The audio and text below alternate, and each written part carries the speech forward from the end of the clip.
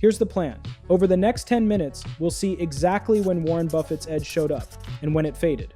I'll use ChatGPT to run rolling regressions on Berkshire Hathaway's fund returns. Before AI, you'd have to write code in Python or another programming language to generate this output. But we can do it now with just a few prompts and get real analysis along the way. And as a bonus, we'll apply the same method to a popular actively managed ETF at the end. Looking at Buffett's full history earlier in this series, the Oracle of Omaha easily cleared the bar. His alpha looked strong and for the most part, statistically significant. But a career-long average can hide regime shifts. The late 90s tech boom, the early 2000s rebound, and the mega-cap era as Berkshire grew. Today we'll use rolling windows to see precisely when the edge appeared and when it didn't. A rolling regression works like a moving window. With each step forward, it drops the oldest data point and adds the newest, keeping a constant span of data to run the regression. And this process repeats every month until the end of the series, giving us a continuous picture of how Buffett's edge changed over time. For this first prompt, we'll ask AI to run rolling regressions using 5 years of monthly data. That's 60 months of Buffett's returns minus the treasury rate, against 3 risk factors: the overall market, the small cap premium, and value. This is the French 3-factor model. We're using ChatGPT 5 and the same spreadsheet from our first Buffett video, which I've linked in the description below. For each rolling window, we'll compute alpha and the 3 betas, then plot a series of charts so we can see how each one and its significance level evolved over time. Let's walk through what the AI just produced. Each factor shows up as a pair of line graphs. The top is the coefficient, and the one below is the t-statistic, or significance score. The red lines marks a t-stat of +2 and -2. That's our threshold for saying the pattern is statistically meaningful. 5 years of monthly data is a short window, so expect a little noise. We'll start with alpha. It rises and falls early on, with a big dip in the late 90s when growth stocks dominated, then a rebound in the early 2000s. Over roughly the last 20 years, alpha from these 5-year windows mostly drifts sideways near zero. On the lower chart, the significance score only crosses our red line a few times in the early years. For most of the record, the rolling 5-year alpha doesn't reach that threshold, and we'll come back to why later. Now the next pair of charts shows the market relationship. Berkshire's beta sits below 1 for most of its history, meaning it moved with the market but with smaller swings. In the early 2000s, it drops sharply, then works its way back toward 1. The significance line underneath stays strong, so the market effect is real. But why did beta drop so much? A few likely reasons: more cash on the balance sheet, more earnings from non-traded holdings, and a style shift where value explains more of the movement, so the model assigns less weight to the broad market. I'll ask the AI to test those explanations in a moment. On to size. Early on, the line sits near neutral, but over time, it tilts negative. That's a large company bias showing up as Berkshire gets bigger. A growing portfolio just can't hold as many small-cap names. The significance chart at the bottom confirms that tilt in recent years, and it largely mirrors the coefficient above. So, what stands out is the speed of that shift. Some of it might be the 5-year window reacting to a few big months. I'll ask AI to check whether that's due to capacity, shifts in the mix of holdings, or just a style swing behind the move. Now value. The value line stays positive, and the significance score is often strong, except during the frothiest growth phases of the late 90s, and again around the mid-2000s housing bubble. When value comes back into favor, the score rebounds fast. That's the classic Berkshire footprint, a steady value tilt that shows up whenever the market isn't ruled by pure growth stories. If you found this breakdown useful, a quick subscribe to the channel helps. Short time windows are great for spotting trend changes, but they can be noisy. For this next prompt, let's overlay a 10-year rolling line on the alpha charts. That's 120 months of data instead of 60. We'll keep the 5-year line bold and make the 10-year line a faint dashed color. Now let's bring the updated charts on screen. Watch the overlay. The 5-year line reacts faster. It catches turning points soon after they start. The 10-year line is steadier, more of a long-term regime view. In the late 90s, the 5-year line jumps around, but the 10-year stays closer to the significance bar for longer. That tells us Buffett's edge held up through more of that era than the short window suggests. In recent years, both lines sit well below the bar, which fits the reality that managing a much larger portfolio makes generating excess returns harder. You might wonder, if the all-time result looks strong, why don't the rolling windows tell the same story? A few reasons. First, each window uses less data.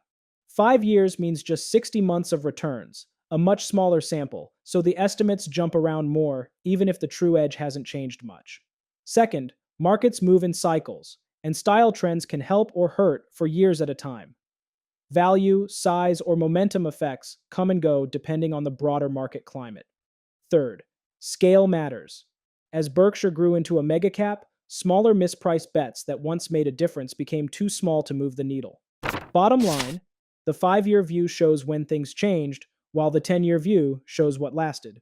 For Buffett, that means a steady value tilt, a growing large cap bias, and an alpha that was strong early on, but much thinner later. Now, for our next prompt, let's ask the AI for its explanation of what we've just seen. 1. Why is alpha significant across the full sample, but rarely clears the bar in 5-year windows? 2. Why did the market beta drop sharply in the early 2000s and then recover? 3. Why did the small cap beta move up so quickly in the mid-2000s? Here's what the AI came up with, and it lines up closely with what we found earlier. Over the full 40-year history, Buffett's alpha is clear. Small wins year after year, compounding into a strong and lasting edge.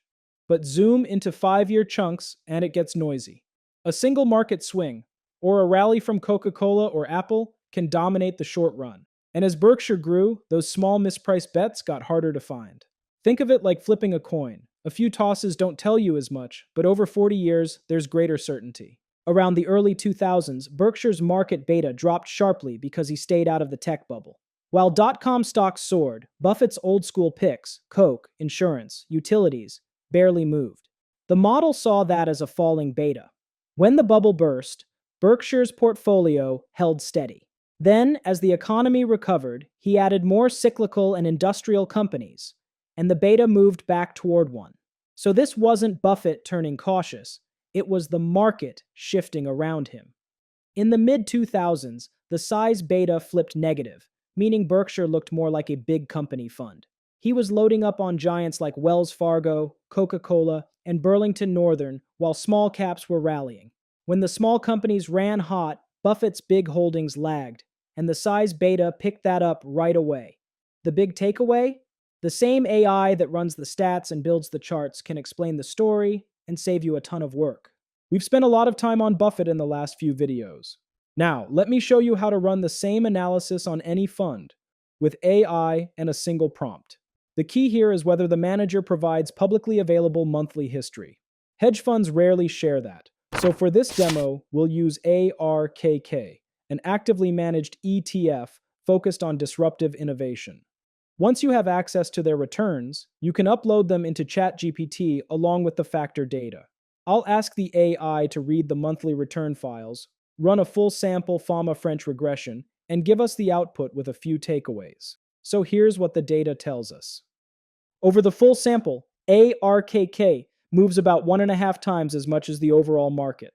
That's a high beta, so its volatility is amplified when markets swing. It also has a strong tilt towards smaller, growth-oriented companies. We can see that in the positive size factor and the negative value factor. As for alpha, it's slightly positive. But once we account for those factor exposures, there isn't any statistically significant outperformance left. Overall, the model explains about 3/4 of ARKK's return pattern, meaning most of what the fund does can be traced back to its market, size, and growth tilts, rather than unique manager skill. But you can see here that the AI didn't just crunch the numbers, it gave us full tables and a clear narrative of what the data means. It's acting as both the analyst and interpreter. So here's where things get interesting. Over the full sample, ARKK's alpha wasn't statistically meaningful, but that doesn't mean investors stopped caring. Because just look at this from their fund's fact sheet. A 59% one-year return and nearly 48% in a single quarter. Numbers like that get attention. If you're curious, try running your own regression on just the past year, or even build a rolling regression to see when ARKK's alpha actually spikes. Then let me know what you find. The chart shows the surge came in late 2020 during the post-COVID rebound, but it doesn't reveal what kinds of risks fueled that performance. And maybe that's the real takeaway. Not everyone invests for risk-adjusted precision. Some chase innovation, conviction, or momentum. And that's fine. After all, ARKK's alpha isn't negative. It's just not significant yet. If you want to try the exact prompts I used, the links are in the description below. And if you want to see what else AI can uncover in the markets, make sure to subscribe. Thanks for watching, and I'll see you in the next one.